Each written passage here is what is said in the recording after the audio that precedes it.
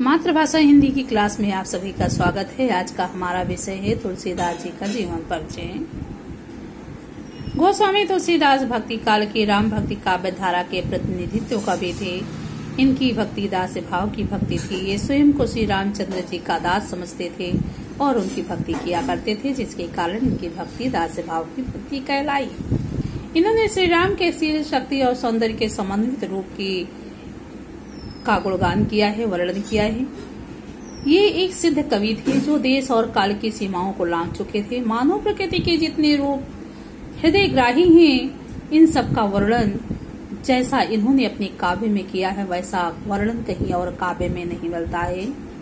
इनके रामचरितमानस मानव संस्कृति का अमर काव्य है। मानव संस्कृति के जितने तत्व हैं, वो सारे तत्व रामचरितमानस में मिलते हैं।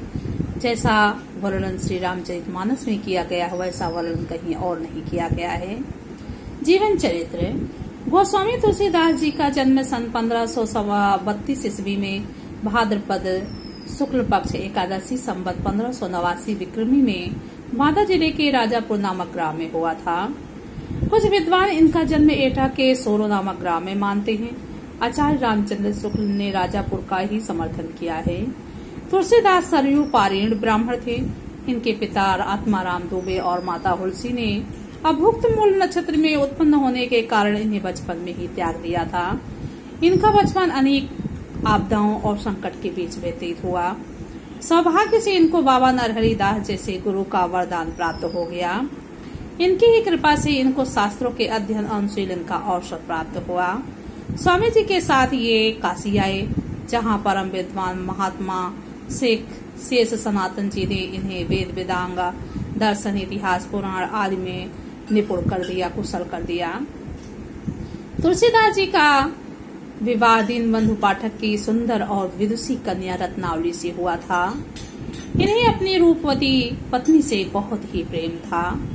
एक बार पत्नी द्वारा बिना कहे मायके चले जाने पर ये अर्धरात्रि में आंधी तूफान का सामना करते हुए अपनी ससुराल पहुंच गए। इस पर पत्नी ने इनकी बहुत ही निंदा की। निंदा करते हुए क्या कहा? अर्थ चर्म मैं देह मम तामे ऐसी प्रीति तैसी तो श्री राम महा होती ना तो भौभीति। हड्डियों और चमड़े से बने मेरे इस शरीर के प्रति इतना प्रेम, अगर इतना प्रेम श्री राम के प्रति होता तो ये सांसारिक दुख ही ना होता। अपनी पत्नी की फटकार से तुलसीदास को वैराग्य उत्पन्न हो गया। जैसे ही उन्होंने अपनी पत्नी द्वारा इस वचन को सुना, संसार के प्रति इनका मोह भंग हो गया, पत्नी के प्रति इनका मोह भंग हो गया और ये संसार को छोड़ देने के लिए तैयार हो गई। उस दिन ये अनेक तीर्थों का भ्रमण करते हुए श्री राम के पवित्र चरित्र का गायन करने लगे। अपनी अधिकांश रचनाएं इन्होंने चित्रकूट, काशी और अयोध्या में ही लिखी हैं। काशी के अस्सी घाट पर सन 1623 ईस्वी में श्रावण शुक्ल पक्ष 7वीं संवत 1680 विक्रमी में इनकी पार्थिव लीला का संवरण हुआ, अर्थात इनकी मृत्यु हो गई। इनकी मृत्यु के संबंध में निम्नलिखित दोहा प्रसिद्ध है। क्या है दोहा?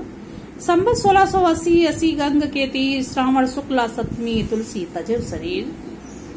यह दोहा लिख देने से जीवन परिचय में जो नंबर मिलने होते हैं, नंबर मिल जाते हैं। एक भी नंबर काटने का अवसर नहीं मिल पाता है। कृतियां अर्थात रचनाएं। तुलसीदास जी द्वारा रचित 12 ग्रंथ प्रमाणित माने जाते हैं, जिनमें श्री रामचरितमानस बहुत प्रमुख है। इनकी रचनाओं का विवरण इस प्रकार है। श्री रामचरितमानस, विनय पत्रिका, कवितावली, गीतावली, कृष्ण गीतावली, बरबय रामायण, रामलला नेचो, वैराग्य संदीपनी, जानकी मंगल, पार्वती मंगल, दोहावली, रामाज्ञा प्रश्न आदि इनकी रचनाएं हैं। अब इन रचनाओं में किसका वर्णन इन्होंने किया है आदि भी देख लेते हैं हम सभी। तुलसीदास जी का यह सर्वश्रेष्ठ ग्रंथ है जो रामचरितमानस है। यह महाकाव्य है और सबसे श्रेष्ठ और उत्तम ग्रंथ है। इसमें मर्यादा पुरुषोत्तम राम के पावन चरित्र द्वारा हिंदू जीवन के सभी महान आदर्शों की प्रतिष्ठा हुई है। विनय पत्रिका में तुलसीदास जी ने एक पत्रिका भगवान राम के दरबार में प्रस्तुत की है, जिनमें उनकी भक्ति और आराधना करते हैं। तुलसी के हृदय भक्त हृदय का प्रत्यक्ष दर्शन दिखाई देता है कि तुलसीदास जी बहुत बड़े श्री राम के भक्त थे।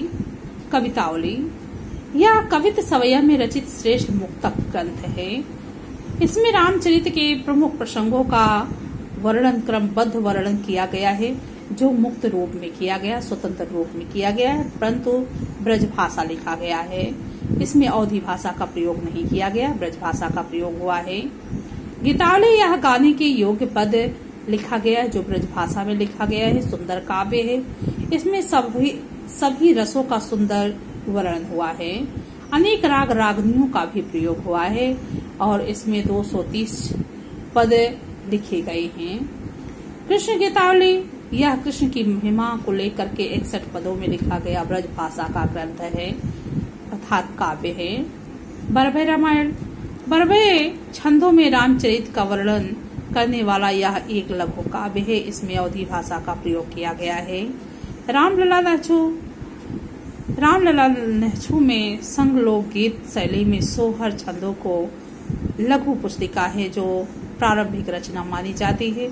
इसमें श्री राम के जन्म के समय, किसी भी बालक के जन्म के समय सोहर का गीत गाया जाता है, वही सोहर के गीत लिखे गए हैं। इसमें वैराग्य संदीपनी, इसमें संतों के लक्षण दिए गए हैं। 3 प्रकाश हैं। पहले प्रकाश में कहा जा रहा है मंगला चरण लिखा गया है, 6 छंद हैं इसमें। दूसरे प्रकाश में संत के महिमा का वर्णन किया गया है। तीसरे में उनके शांति भाव का वर्णन किया गया है।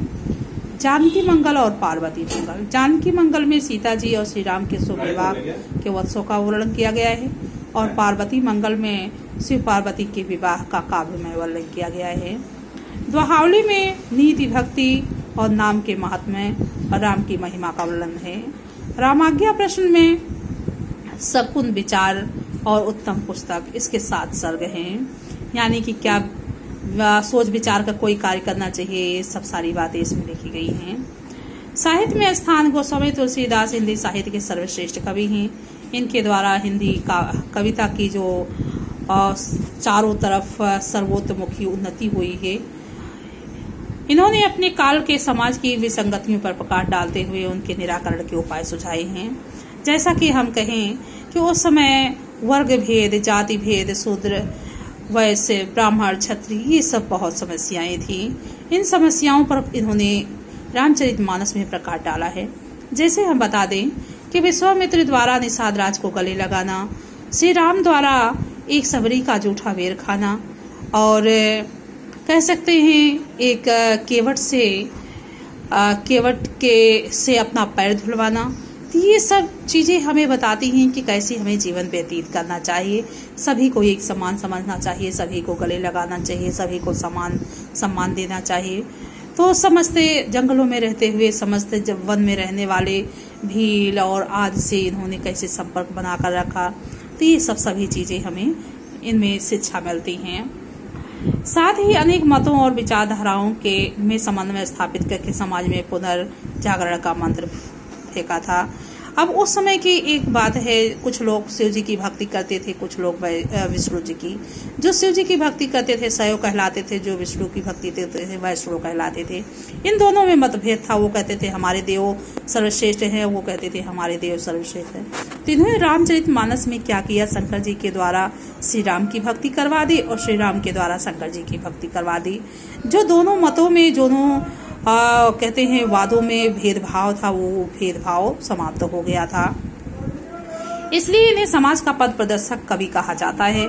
इनके संबंध में अयोध्या सिंह उपाध्याय जी ने उचित ही लिखा है। क्या लिखा है? कविता करके तुलसी न रसे। कविता लिखने वाले तुलसी तो सुशोभित नहीं हुए, परंतु उनके द्वारा, उनके कला के द्वारा, उनकी गुणों के द्वारा जो लिखी गई कविता थी वो बहुत ही प्रसिद्ध हो गई। तो आप सभी देखते रहिए, सुनते रहिए और वीडियो लाइक करिए, सब्सक्राइब करिए। आगे हम अगले वीडियो में हम लेके चलेंगे आप लोग को श्री रामचंद्र और जनक नंदिनी सीता जी के स्वयंवर में, कि किस तरह से स्वयंवर सजा हुआ है। श्री रामचंद्र जी उसमें धनुष तोड़ने के लिए उठे हुए और उस दृश्य का बहुत ही सुंदर वर्णन किया गया है आपकी बुक में, और उससे हम आपको परिचित कराएंगे। आप उसी में ही भावमग्न हो जाएंगे। धन्यवाद।